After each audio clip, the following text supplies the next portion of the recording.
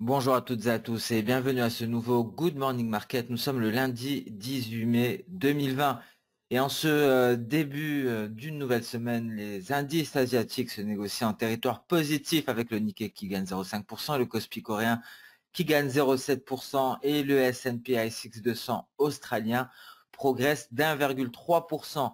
Et donc les contrats à terme sont en territoire nettement positif, notamment le DAX et le S&P 500. Un petit point sur le coronavirus avec un nombre de cas confirmés qui a dépassé les 4,8 millions, le nombre de décès a dépassé les 316 000 et 1,86 million de personnes ont été rétablies. Alors nous allons débuter l'actualité économique et financière de cette semaine par les États-Unis, notamment avec cette adoption vendredi par la Chambre des représentants d'une proposition qui à la base est démocrate, une proposition d'un nouveau plan d'aide, un énorme plan d'aide à hauteur de 3 000 milliards de dollars. Après cela, républicains et démocrates euh, plaident pour une pause en vue d'évaluer l'impact des différentes mesures qui ont été appliquées aux États-Unis. Et le président de la Réserve fédérale américaine, Jérôme Powell, a déclaré que la Fed n'était pas à court de munitions et qu'elle agirait à nouveau si cela était nécessaire. Alors Jérôme Powell s'attend également à un pic concernant le chômage compris entre 20 et 25%. À noter que le gouverneur de la Réserve fédérale américaine a encore une fois réitéré ses propos selon lesquels des taux négatifs ne seraient pas appropriés aux États-Unis. Et le ministère américain du Commerce qui a annoncé également vendredi une série de mesures en vue, encore une fois, de bloquer Huawei, le géant chinois, afin de freiner son développement, notamment en ce qui concerne les semi-conducteurs à l'étranger, et ce à l'aide de technologies américaines. Et en réponse à cela, la Chine a déclaré qu'elle prendra des mesures si nécessaire afin de protéger ses entreprises et leurs intérêts. Elle a également exhorté les États-Unis de mettre fin à la politique visant à restreindre des exportations vers Huawei. Et le GBP qui s'échange à la hausse aujourd'hui après que l'économiste en chef de la BOE ait déclaré que la banque envisageait des taux négatifs, quant à elle. À noter que l'absence de progrès dans le troisième round de négociations commerciales entre l'UE et le Royaume-Uni pourrait également exercer une pression sur le câble. Et à noter que l'économie japonaise a perdu 0,9% au premier trimestre 2020. Un petit point sur le secteur pétrolier. Nous avons appris qu'un pétrolier britannique a été attaqué au large des côtes du Yémen ce dimanche. Alors il n'y a aucun blessé ni dommage matériel, donc rien à signaler à ce niveau-là. Toujours concernant le marché pétrolier, l'OPEP+, qui pourrait prolonger son accord de réduction de la production sur la base actuelle jusqu'à la fin de l'année. Et le rédacteur en chef du Global Times qui a appelé la Chine à intensifier son programme nucléaire dans un contexte de tensions croissantes avec les États-Unis. Et encore une fois, sur le pétrole, nous avons eu un chiffre en provenance de Chine, encore un chiffre qui est venu soutenir les cours du pétrole et qui vient soutenir les estimations d'ailleurs de l'EIA, les estimations également de l'OPEP, avec une demande chinoise de pétrole qui augmente d'1,3 million de barils par jour en avril par rapport au mois de mars. Donc plusieurs éléments haussiers pour les pétroles, on peut le constater graphiquement avec un WTI qui a continué sa progression. L'or également continue en territoire positif aujourd'hui. Mais avant de passer à la revue technique des marchés, nous allons aborder le calendrier économique du jour. Un calendrier économique extrêmement dégarni. Donc aujourd'hui, concrètement, il faudra faire attention à l'actualité et l'actualité même commerciale, notamment entre la Chine et les États-Unis. Ce sera très certainement le dossier qui prendra le dessus pendant cette séance, vu l'absence de communiqué. Alors cette semaine, il y aura notamment des comptes rendus de banques centrales, notamment la RBA mardi. On aura le rapport sur le marché du travail également mardi au Royaume-Uni. Ensuite, mercredi, on aura l'inflation de l'IPC au Royaume-Uni. On aura donc le compte rendu du FOMC. Jeudi, PMI en Allemagne, en France, aux États-Unis et en Europe. On aura également la décision sur les taux de la CBRT. Et enfin, vendredi, les ventes au détail au Royaume-Uni et le procès verbal de la BCE. Donc, une semaine tout de même chargée. Donc, on va attendre pas mal de comptes rendus de banquiers centraux. Et donc, le marché de l'emploi mardi au Royaume-Uni, l'inflation IPC au Royaume-Uni mercredi, donc attention au GBP-USD en première partie de séance et en première partie de semaine, pardon, et la seconde partie de semaine, hein, on prendra connaissance des PMI et donc un impact très certainement considérable sur les indices. Donc voilà pour la semaine qui nous attend. Nous allons d'ores et déjà, donc nous allons faire un tour d'horizon, un tour technique sur les principaux indices. Donc nous avons débuté cette semaine hein, en territoire nettement positif. On atteste ici, on atteste le DAX. Le DAX venu chercher sa ligne de force NT, toujours à l'intérieur de son nuage. Et donc, on commence fort en ce début de semaine. Alors, que nous dit la représentation intraday? Nous sommes en train de progresser en vue peut-être d'aller chercher cette borne supérieure, cette oblique baissière qui rallie les différents sommets. Alors, nous avons eu ici un bear track, nous avons eu une fausse cassure avec une réintégration. Cela nous a permis donc de déterminer une vague en N. Nous en sommes à la ligne de force NT. En cas de franchissement de NT, on pourrait envisager une cassure de cette borne supérieure pour aller chercher N à 10 800, voire E à 10 900. Donc ici, grosso modo, nous avons un écart de 100 points entre chaque ligne de force. NT 10 700, N 10 800 et E 10 900, ce qui nous donne en données H4 les prochains objectifs en cas de poursuite de la hausse, mais également en cas de franchissement de cette borne supérieure. À noter que juste après la ligne de force N, entre N et E, nous avons le nuage et notamment un palier également qui sera un frein, et c'est la médiane entre la ligne de force N et E, étant donné qu'il y a 100 points entre les deux. C'est bien la médiane, c'est le centre, donc c'est à 10 850. Donc voilà pour les différents objectifs à la hausse. Les perspectives sont haussières, vous l'aurez compris.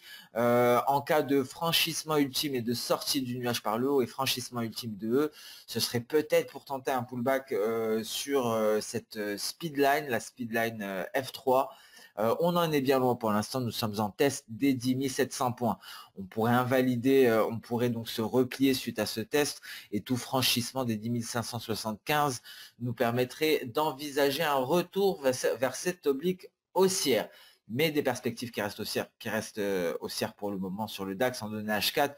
Le donné H1 vient de nous le confirmer. Souvenez-vous de cette ETE inversée qui n'était pas donc parfaite, mais qui avait le mérite d'être là avec une ligne de coup aux alentours des 10 500 points. Une ligne de coup qui a été franchie par la suite. Nous sommes sortis du nuage par le haut et donc nous avions un N haussier ici et nous avons surpassé les différents objectifs. Alors en données H1, la résistance qui fait face, qui empêche la progression des cours pour le moment, c'est ce palier de Kijun, c'est le niveau à surveiller, les 10 524. En cas de franchissement des 10 524, ce serait pour s'attaquer ici à F1 pour peut-être aller chercher les 10 800. Souvenez-vous, nous sommes sur des seuils psychologiques, en tout cas à la hausse pour le moment. C'est ce que nous avions déterminé en H4 ici. Nous avons les 10 700 et les 10 800, c'est la ligne de force N en H4. Et les 10 800 ici, ça représente ce palier de SSB, donc un objectif également en H1. Donc voilà pour les objectifs haussiers. Attention à tout passage sous les 10 655, on pourrait repartir à la baisse pour ce que l'on appelle, selon la théorie Ishimoku, un retour à la moyenne et donc un retour en direction de la Tenkan. Je vous rappelle que la Tenkan, de par son calcul, est la moyenne du plus haut et du plus bas sur les 9 dernières périodes. Donc, on pourrait assister à un retour à la moyenne en cas d'échec de franchissement des 10 725 environ. Et de franchissement bien entendu des 10 655, ce qui plaidera en faveur d'un retour à la moyenne, donc un retour à la Tenkan. Le CAC 40, quant à lui, également retrouve des couleurs, mais il rencontre une résistance qu'il n'a pas réussi à tester pour le moment, les 4383. C'est une résistance qui pourrait, c'est un palier hein, de Tenkan, c'est une zone de résistance car nous avons également un palier de Kijun et donc une zone de résistance qui s'étend jusqu'aux 4400 points. Et ici, donc, en données H1, les 4400 points représentent ce point bas à ce niveau-là, et c'est un niveau qu'il faudra surveiller, car en cas de franchissement de ce dernier, ce serait pour aller chercher ce palier 80 points plus haut. Alors pour l'heure, avant d'aller chercher les 4480, il faudra très certainement sortir du nuage et donc s'affranchir des 4400 points. Ce sont les 4400 points, c'est le franchissement des 4400 points qui pourrait nous permettre une sortie du nuage par le haut. À noter tout de même une lagging span qui vient à la rencontre ici d'un obstacle de cette Kijun. Donc on pourrait imaginer que un repli, hein, on pourrait imaginer que le CAC 40 pourrait faire une pause en direction des 4355 points. Donc pour l'heure, très certainement une lagging span qui devrait faire face à cet obstacle, modérant ainsi la hausse sur le CAC 40 en données intraday, et tout passage en dessous des 4320 nous repousserait, nous renverrait aux 4295. En revanche, une sortie par le bas du nuage nous permettrait d'aller chercher ici cette oblique haussière, une oblique haussière qui rallie les deux creux. Le premier creux du 18 mars et le creux ici du 14 mai 2020. Donc seule une sortie du nuage par le bas nous permettrait un test de ce creux, un test de cette oblique haussière, et un franchissement de cette oblique haussière serait un signal de vente qui viendrait de pair avec une accélération baissière. Donc des perspectives haussières sur les indices européens, que ce soit sur le CAC 40 ou le DAX. Attention tout de même à ces résistances auxquelles on fait face. On peut le constater ici, hein, le DAX qui se retire après avoir testé les 10 724. Alors aux États-Unis également, une hausse qui se poursuit. Nous sommes en plein N haussier, nous sommes en plein pullback. Alors ici, la situation diffère quelque peu. Nous allons retirer Ishimoku dans un premier temps. Souvenez-vous, nous avions eu un franchissement de cette oblique haussière ici, qui est blanche hein, dans un premier temps, ensuite qui est verte. Cette oblique haussière ralliant les différents creux depuis début avril nous a fourni un signal de vente lors de son franchissement. Effet tout à fait normal, nous assistons actuellement à ce que l'on appelle un pullback. Après avoir testé les 22 820, nous repartons à la hausse en vue de tester cette borne inférieure, peut-être en vue de poursuivre un repli plus profond par la suite. En tout cas, pour le moment, c'est un pullback auquel nous pouvons assister. Un pullback qui s'est décanté en deux vagues distinctes. C'est un setup que nous rencontrons très souvent. Une première vague mineure ici, qui nous a permis de déterminer une zone de résistance hein, qui a représenté qui a représenté le premier obstacle en vue de ce pullback, et par la suite une vague majeure reprenant ici le creux du 14 mai et celui du lendemain, donc celui du 15 mai aux alentours des 22 000, des 23 237. Donc nous sommes en train d'attaquer ici cette seconde vague après avoir pratiquement atteint la ligne de force N de la première. Donc beaucoup de niveaux en perspective. Pour l'heure, le but est de tester cette oblique haussière. En cas de franchissement de celle-ci et donc de réintégration à l'intérieur de la figure chartiste, ce serait pour aller chercher les 24 030 ici sur le Dow Jones, ligne de force V de ce N haussier, avec un objectif tout de même ultime à noter aux portes des 24 700, très exactement à 24 555. Donc voilà pour la configuration haussière en cours. À noter que cela ne pourrait être qu'un pullback et qu'on pourrait assister à une reprise du repli en direction ici des 23 237. Alors le catalyseur, ce sera très certainement le flux d'actualité concernant le commerce, notamment les relations commerciales entre la Chine et les États-Unis. C'est très certainement ce qui permettrait de déterminer si nous allons assister à un simple pullback et donc un retour à la baisse par la suite pour invalider ici le franchissement des 23 645 et repartir vers ce niveau de support, ou si effectivement nous allons nous affranchir de cette borne inférieure pour aller chercher les 24 030. Voilà pour le Dow Jones, un S&P 500 qui agit ici de la même manière, hein, mais qui est un peu plus loin de cette borne inférieure. Donc le but ici, après le breakout, après la cassure à ce niveau-là, nous avions rallié, c'était un N baissier, donc je vais retirer Ishimoku pour plus de visibilité ici. Nous avions déjà effectué un premier pullback pour aller chercher la ligne de force N de ce N baissier, un N baissier qui avait pour origine la borne supérieure. Par la suite, nous avons assisté à un rebond et donc 2 N haussiers. Le premier N mineur avec sa ligne de force N, les 2880 qui correspond au support actuel, et on pourra aller chercher le seuil psychologique des 2900 points, nous permettant le pullback sur la borne inférieure, très exactement, la borne inférieure de cette oblique haussière qui rallie les différents creux, et ce depuis le début du mois d'avril. Donc tentative de pullback pour le moment. Pour pullback, il faudra aller chercher le seuil psychologique des 2900 points. Il y a une grosse zone de résistance ici, très difficile de s'en affranchir. En tout cas, si on franchit cette zone, c'est pour aller chercher les 2940 points, soit les récents sommets. Donc voilà pour l'objectif à la hausse, tout franchissement de cette zone de support comprise en 2860 et 2854 nous permettrait d'aller chercher peut-être le seuil psychologique à 2800 points, nous rapprocher de cette zone de support, mais des perspectives qui restent haussières pour le moment en vue d'un pullback et donc d'un test des 2900 points. Le Nasdaq également, la configuration qui reste similaire ici, nous retirons Ishimoku pour plus de visibilité. Ici, souvenez-vous, franchissement, nous sommes allés chercher une zone de support non loin, légèrement au-dessus donc des 8900 points, 8940, 8950, hein, grosso modo, 2 N aussi encore une fois, un premier mineur qui nous a permis de déterminer une zone de résistance ici importante, et un N majeur. Pour l'heure, nous faisons face au 9211.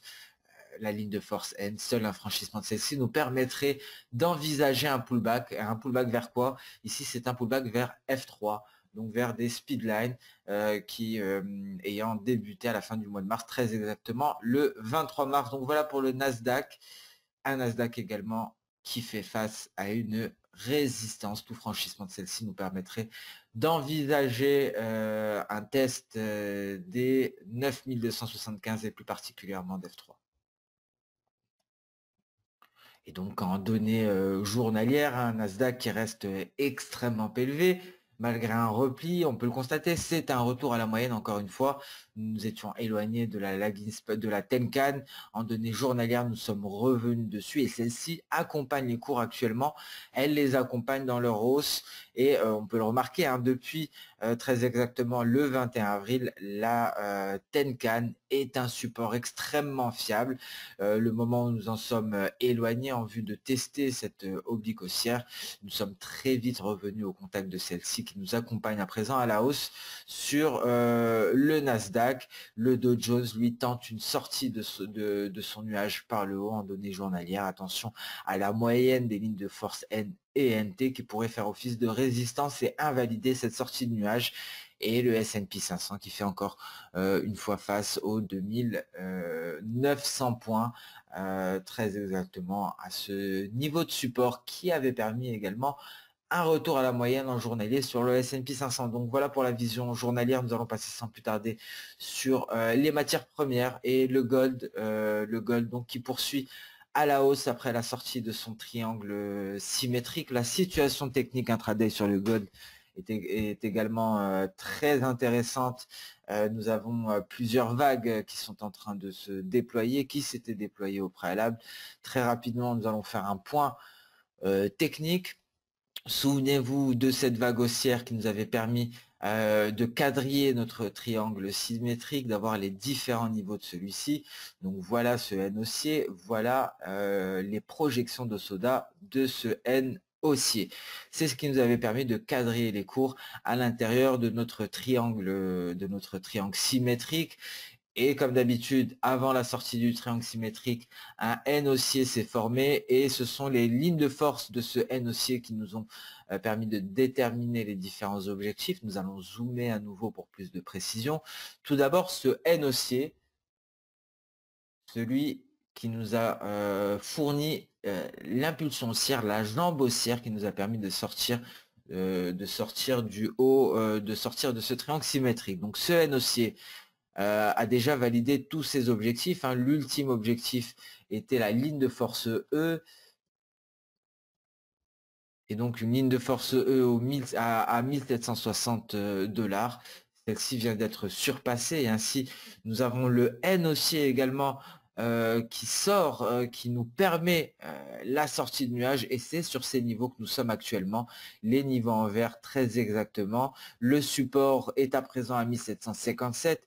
Le support à surveiller avant en intraday, c'était les 1700, je vous le rappelle, l'apex du triangle symétrique. Donc à présent, si je puis dire, le point d'équilibre pourrait être les 1757, voire les 1760. Donc avec pour objectif les 1782 et comme ligne de force ultime, le seuil psychologique des 1800 dollars, légèrement au-dessus de l'objectif ultime de ce N haussier, donc le N majeur. Donc voilà pour la situation technique sur le gold. Je suis désolé hein, si j'ai compliqué un petit peu les choses, ça permet de quadriller les cours et de comprendre ce mouvement à la hausse, cette tendance haussière en train de se déployer sur le gold, une tendance haussière hein, qui est clairement visible sur le long terme ou sur les unités de temps intraday. Et le pétrole en plein rallye actuellement, attention, on peut une résistance ultime pourrait être décelée sur le WTI à 31,60 $, qui n'est autre que la ligne de force NT de ce N baissier, pardon, un N baissier qui avait été surpassé avec une dernière ligne de force qui correspondait à la résistance après ces turbulences historiques sur le marché pétrolier hein, et donc des turbulences historiques qui se matérialisent par cette bougie rouge ici, et voici cette résistance, hein, la dernière ligne de force E, et donc à présent nous faisons face à NT, les 31,60, donc prudence. Il sera très difficile de s'en affranchir. Si on y arrive, ce serait pour aller chercher les 35,30. Donc très difficile de franchir ce niveau. Peut-être un excellent point de vente, en tout cas une validation de franchissement de ce niveau renforcerait des perspectives haussières en direction des 36,40 environ.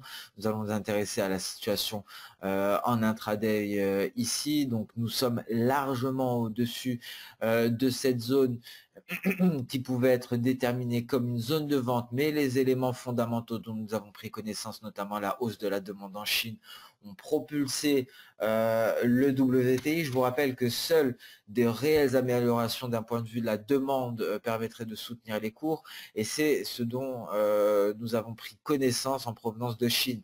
C'est ce qui explique cette impulsion. De plus, hein, l'OPEP+ vient confirmer son intention de prolonger son accord actuel jusqu'à la fin de l'année. Donc pour l'heure, un cours qui pourrait se stabiliser aux alentours des 30 dollars 50 dans l'attente de nouvelles sur le marché pétrolier. Mais il faut être extrêmement prudent car plusieurs super tankers actuellement sont en train de décharger leur contenu. Est-ce que cela va se refléter la semaine prochaine sur les stocks hebdomadaires de brut aux États-Unis?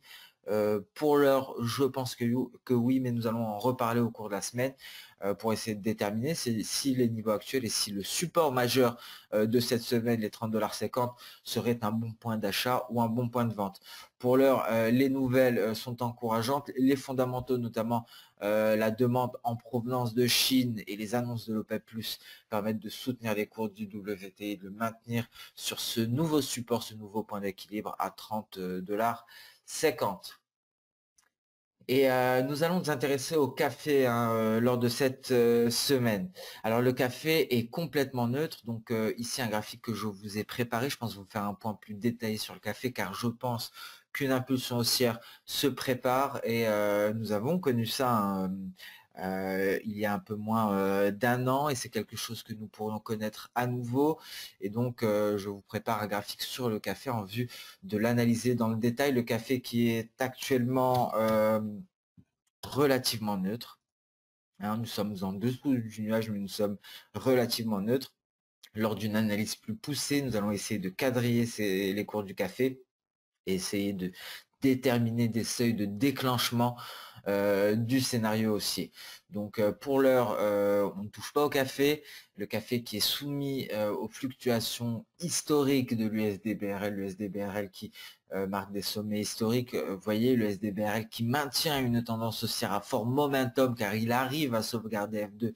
Il se maintient au-dessus de F2. Nous avons eu un test d'F2 ici et donc une impulsion haussière, ce qui pourrait nous laisser penser qu'on pourrait marquer un nouveau sommet historique, donc ce qui créerait des tensions supplémentaires sur le café, l'empêchant de démarrer sa tendance haussière. Donc nous allons nous y intéresser au cours de la semaine. Donc pour l'heure, sachez que le café, nous sommes relativement neutres sur le café. Nous allons passer sans plus tarder sur le marché d'échange avec également un euro-dollar neutre, complètement à l'équilibre, hein. Nous avons ici un range étendu. Ce range étendu a également une médiane qui est composée de deux lignes de force issues de deux projections de soda différentes. En plus de ça, nous sommes à l'intérieur du nuage. Donc tout laisse à penser que l'euro-dollar est complètement neutre, donc il est à l'équilibre. En données journalières, on peut déceler cette fameuse zone d'équilibre aux alentours, légèrement au-dessus des 1,08. Donc pour l'heure, l'eurodoll ne parvient pas à prendre une direction prédéterminée, hein. Nous sommes complètement neutres à ce niveau-là. Et nous allons attendre un signal clair de la paire majeure avant d'entrer en position. Et donc l'USD CAD qui se replie légèrement, qui réintègre ainsi son triangle en réponse à la hausse des pétroles. Souvenez-vous, cette corrélation négative. Donc bien entendu, cette hausse du pétrole va entraîner à terme un repli de l'USD CAD et on anticipe une cassure ici de la borne inférieure de son triangle rectangle, ce qui permettrait donc de poursuivre à la baisse et viendrait de pair avec une hausse des cours du WTI. Et à noter également l'AUD-NZD, l'AUD-NZD qui a pratiquement atteint la ligne de force N en cas de franchissement de celle-ci, une ligne de force N qui correspond ici au sommet de 2019. Et si nous franchissons la ligne de force N, ce serait pour aller chercher la prochaine ligne de force, donc la ligne de force E, soit des niveaux de d'octobre 2018. Donc une hausse qui se poursuit sur la UD-NZD, la UD-NZD qui fait une pause sous la ligne de force N. Et le GBP USD, après avoir franchi la ligne de coup de cette épaule tête épaule, encore une fois pas parfaite, mais épaule tête épaule quand même, avec une ligne de coup correspondant grosso modo 1,22 685. Donc une baisse qui s'est poursuivie, légère hausse en vue des complications concernant les négociations entre le Royaume-Uni et l'Union européenne. Donc une pause dans la baisse, ce qui est tout à fait normal, vu le terrain perdu, vu le chemin parcouru depuis le franchissement de la ligne de coup, mais on peut s'attendre par la suite à une poursuite du repli. Attention tout de même aux négociations, entre l'Union européenne et le Royaume-Uni. C'est le 3e round et déjà nous sommes dans l'impasse.